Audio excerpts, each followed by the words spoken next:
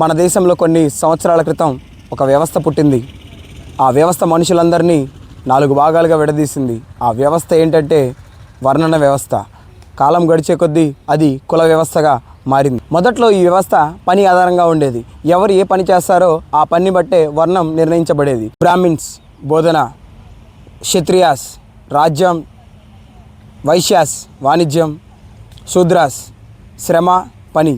మానవ సమాజం శరీరం అయితే ఈ 4 వర్ణాలు దాని అవయవాలు.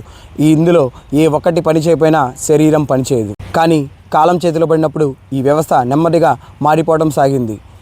పని ఆధారంగా జరిగే ఈ వర్ణన వ్యవస్థ పుట్టుక ఆధారంగా ఏర్పడింది.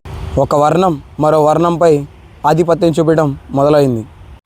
సమయం గడిచే కొద్దీ వర్ణం నుంచి జాతి, జాతి నుంచి కులం ఏర్పడింది.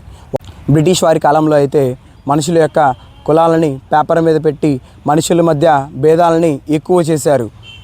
స్వతంత్ర భారత్ సమానత్వం కోసం పోరాడింది. కనుక భారతదేశంలో ఏ వ్యక్తిని కులం పేరుతో మనం దూషించకూడదు.